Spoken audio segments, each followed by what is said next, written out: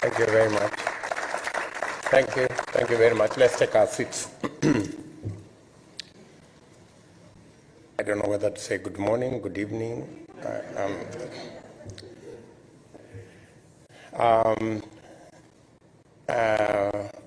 The president of the University of Loyola, Dr. K of the Carson Institute of Race, Peace, and Social Justice, the president of the International Conference of Bishops, distinguished leaders present here, ladies and gentlemen, good evening. And let me take this opportunity on behalf of the Kenyan delegation that's here to express our gratitude for this great university for hosting us for this engagement. It's our first engagement at an institution of learning, and we want to say we are truly grateful that we've had this opportunity to engage. Congratulations to the Carson Institute for providing a platform for engagement on a matter that is very pressing, as has been said by the earlier speakers. And I would make a few comments on what I think the direction to which we in Kenya as a global, as a member of the global village, or did you say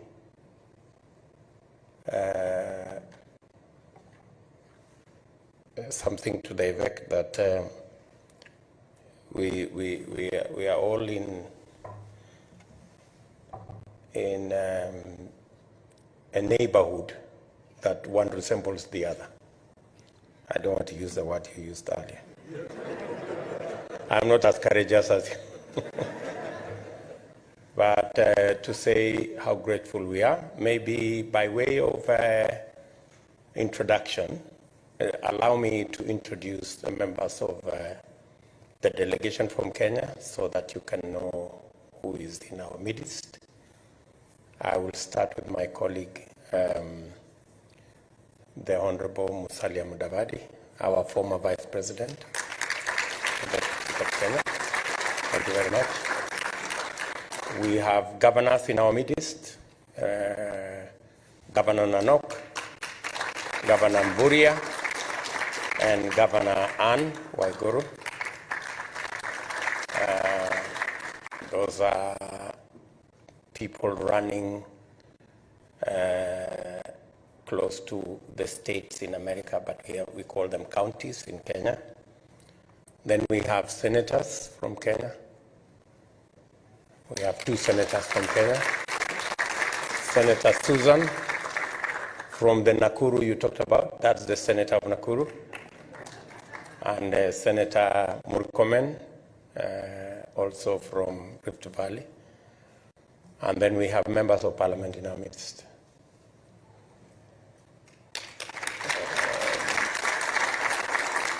We have Aden Duale, is our former leader of majority in parliament. Alice Wahome, member of parliament for Kandara.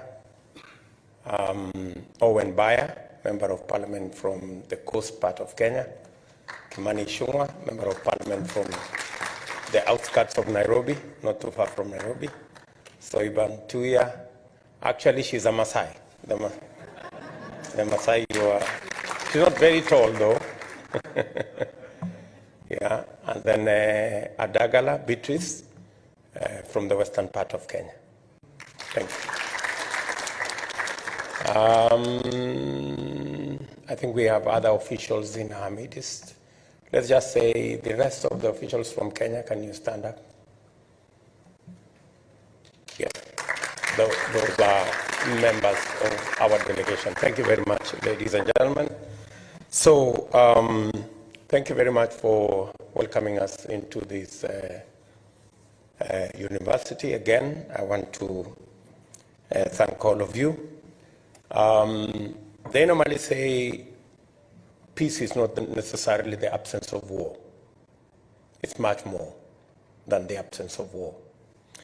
And it is our belief as a nation, as Kenya, and being a member of the global village, that we do our part in making sure that we live in a peaceful world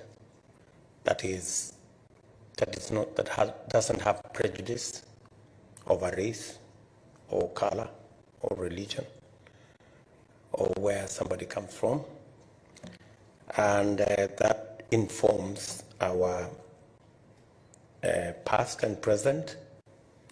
We have, as has been said by somebody here, a nexus between the church, the state, and our development. Kenya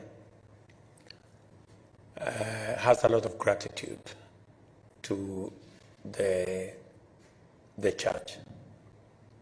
We have a long history of relationship as a nation with the church.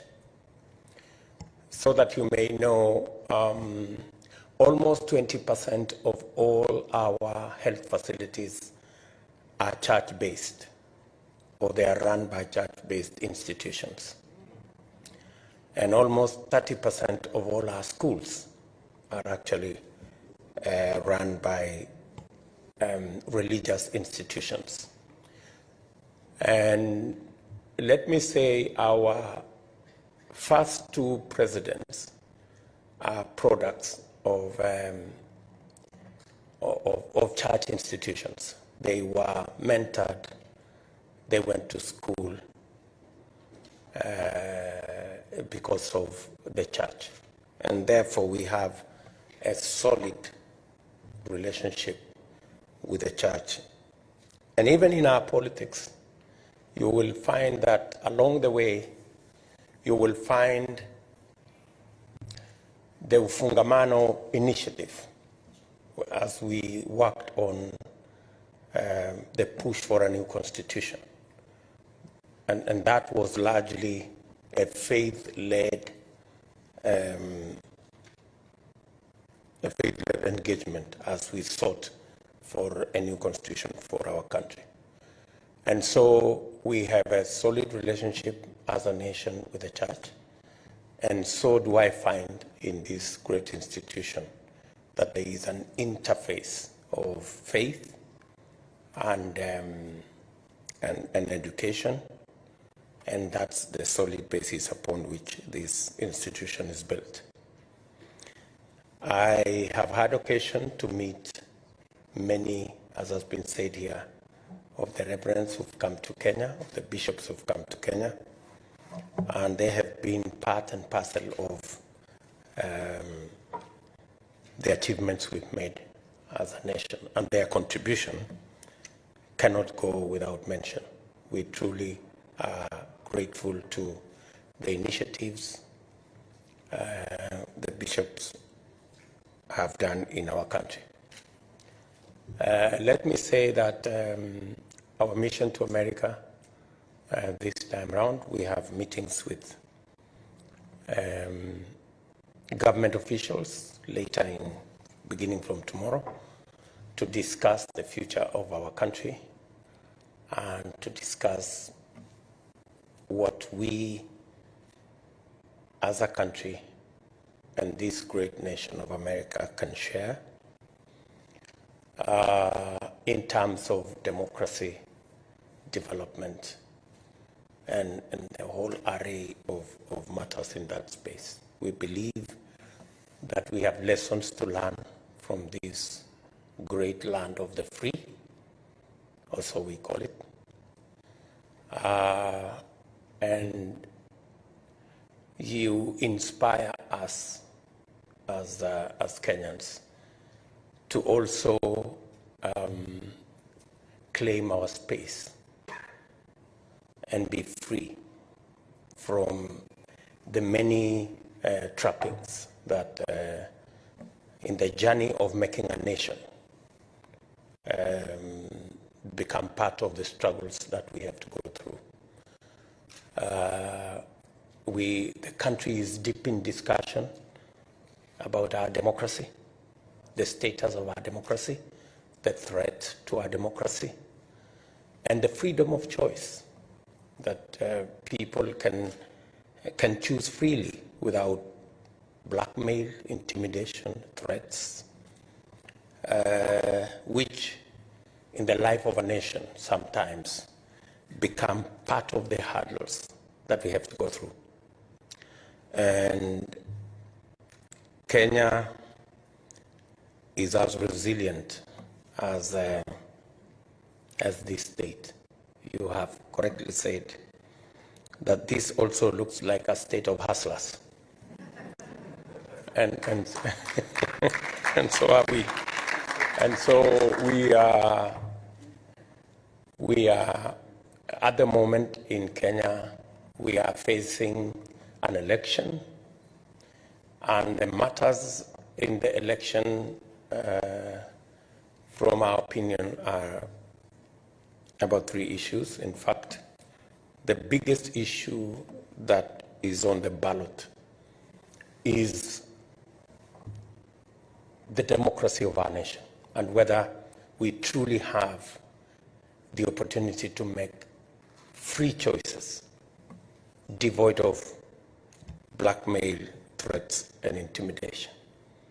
That's a matter that is on the ballot, and that's a matter that many Kenyans, in fact, if you understand a bit of Kiswahili, that's what informs the current push by many Kenyans to say Hatupangwingwi, meaning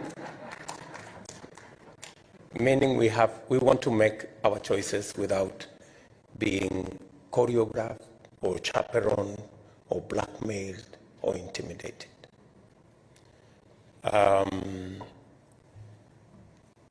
We are also going to be making choices about our economy and the democratization of our economy. There is a feeling that our economy has been captured and curtailed and brokered and become exclusionist. And that's why our push is that we must democratize our economy, make it inclusive, bring everybody on board, and ensure that nobody is left behind. And that's the push that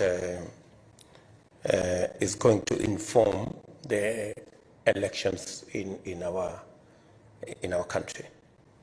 And that comes in different forms. It comes in job creation, expanding opportunity for business, expanding opportunity for value addition, agro-processing, and all the area of interventions that would create a much more inclusive society in our nation. So we are looking forward to the partnership of friends and people of goodwill, and America has always been a partner and a friend and has stood with us during the good and the bad times, always in Kenya. And together with other members of the international community, we are looking forward to working together in that endeavor. It is said that injustice anywhere is a threat to justice everywhere. So whatever is happening, whether it is happening in Ukraine or in any part of the globe, is a source of concern for all of us. And the statement that was issued by the government of Kenya at the UN, for example, was laced with one of the statements that Dr. K's institute, this Carson Institute, about race. That even in a situation of war like in Ukraine, you still have people who want to practice racism, who gets rescued first, you know? And even in a situation of war, it's mind-boggling that people can still have the space to practice racism, you know, and therefore the institute here, the Carson Institute, has some work to do, and hopefully, as members of the global village, we will play our part as people from Kenya. I do not wish to say more than that at this point. I want to say thank you very much for accommodating us in your schedule, and we are looking forward to an interaction with you people. Thank you.